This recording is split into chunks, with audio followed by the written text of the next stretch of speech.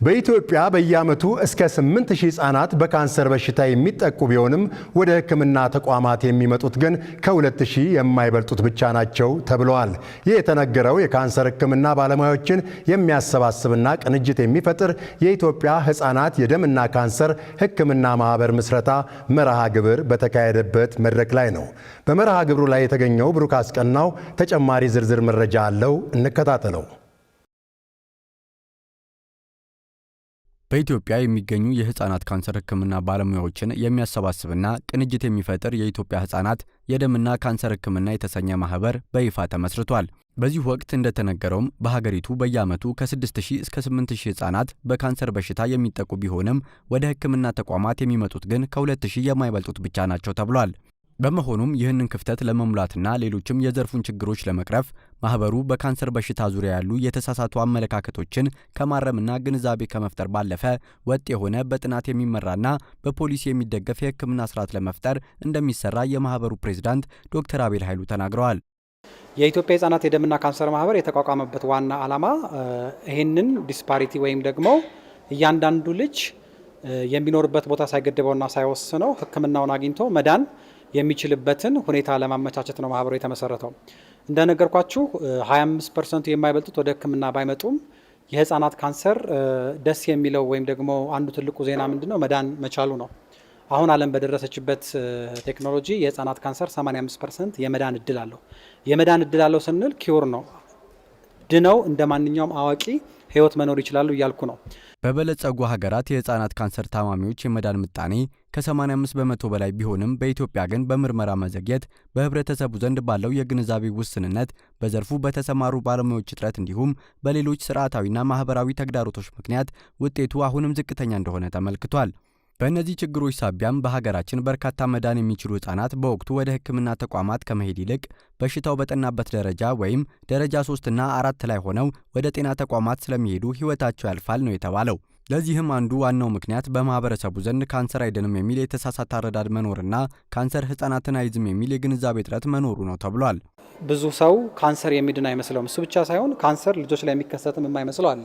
እውነታው ግን ህጻናት ገና በማህፀን ውስጥ እያሉ ካንሰር ሊይዛቸው እንደሚችል መታወቅ አለበት። ገና ከማህፀን ውስጥ እያሉ ካንሰር ይይዛቸዋል፣ ግን መዳን ይችላል። ስለዚህ መዳን እንደሚችል በልጆች ላይ ካንሰር እንደሚከሰት ማሳወቅ አንዱ የዚህ ማህበር ስራ ይሆናል ማለት ነው። ሌላው ማህበሩ በትኩረት ይሰራበታል የተባለው ጉዳይ ደግሞ በሀገሪቱ ያሉትን ውስን የካንሰር ህክምና ማዕከላት ማስፋፋትና ተደራሽነታቸውን መጨመር ነው ተብሏል። የሚሰጥባቸውን የህክምና ማዕከላት ማስፋፋት ነው። ይህ ምንድነው? በአሁኑ ሰዓት የሚሰጥባቸው ቦታዎች ኢትዮጵያ ውስጥ ከ7 እና ከ8 አይበልጥም። በፊት በጥቁር አንበሳ ብቻ የተወሰነ የነበረው ህክምና አሁን በቅዱስ ጳውሎስ ሚሊኒየም ሜዲካል ኮሌጅ፣ በጅማ ዩኒቨርሲቲ፣ በጎንደር ሆስፒታል፣ በመቀሌ፣ በቅርቡ ደግሞ ሐዋሳ፣ ወለጋ እንደዚሁ ደግሞ አምቦ ይጀምራሉ ይህንን ህክምና። ስለዚህ ይሄ ግን ህክምና 50 ሚሊዮን ልጆች ላሉባት ሀገር በቂ አይደለም። እንደነገርኳችሁ 20% የማይበልጡት ናቸው ይህንን ህክምና ያገኛሉ። ስለዚህ በቀጣዮቹ 5 ዓመታት አትሊስት ከ60 እስከ 80% የሚደርሰው ልጆች ይህንን ህክምና ማግኘት አለባቸው የሚል ራዕይ ሰንቀን እየተንቀሳቀስን ነው። በማህበሩ ምስረታ መርሃ ግብር ላይ ተገኝተው መልእክት ያስተላለፉት የጤና ሚኒስትር ዴኤታው ደረጀ ድጉማ በበኩላቸው የካንሰር በሽታን ለመከላከል የሚያስችል የ5 ዓመት ስትራቴጂ ተቀርጾ በዋና ዋና ጉዳዮች ላይ በትኩረት ይሰራል ነው ያሉት። The first pillar of our strategy that we should focus on is the prevention. And in terms of prevention, we have to educate our community. የመጀመሪያው ትኩረት የምናደርግበት ጉዳይ ቅድመ መከላከል ላይ መስራት ነው። ህብረተሰቡን በማስተማርና በማንቃት ግንዛቤ መፍጠር ላይ በስፋት መስራት ያስፈልጋል። ሁለተኛው ጉዳይ ደግሞ ቀድሞ ምርመራ ማድረግና እንደ ማህፀን ካንሰር ላሉ የበሽታ አይነቶች ክትባቶችን ማዘጋጀት ነው። ሶስተኛውና በልዩ ትኩረት መስራት የሚገባን ደግሞ የካንሰር ህክምና ጥራት ላይ ነው።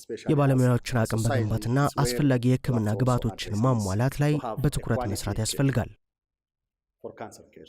በይፋ ምስረታውን ያካሄደው የኢትዮጵያ ህጻናት የደምና ካንሰር ህክምና ማህበር የክብር አምባሳደር አድርጎ የሾማቸው የኦሮሚያ ቱሪዝም ቢሮ ኮሚሽነር የሆኑትና በውጭ ሀገር የካንሰር ህክምናቸውን እየተከታተሉ የሚገኙት ሌሊሴ ዱጋ በተንቀሳቃሽ ምስል መልእክታቸውን አስተላልፈዋል።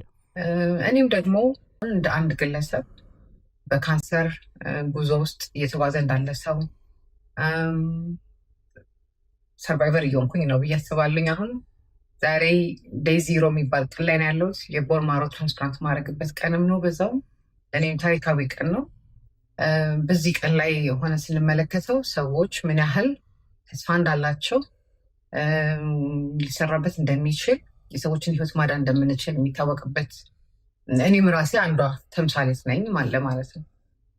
ይህንን ኤክስፒሪየንሲንግ ይህንን ያለኝን ጉዞ ከእናንተ ጋር በመሆን የኢትዮጵያ ህፃናቶችን ከካንሰር ጋር ያላቸውን ጆርኒ ለማሻሻል የጤና ተቋማት እንዲቋቋሙ ለማድረግ በማህበረሰባችን ውስጥም እውቀትን ለመፍጠር ግንዛቤን ለመፍጠር የሚያስፈልገውን ድጋፍ ለማሰባሰብ የኢትዮጵያ ፔዲያትሪክ ሄማቶሎጂ ኦንኮሎጂ አሶሲዬሽን ኦነራሪ አምባሳደር ስላደረገኝ እጅግ በጣም ከፍተኛ ደስታ ይሰማኛል።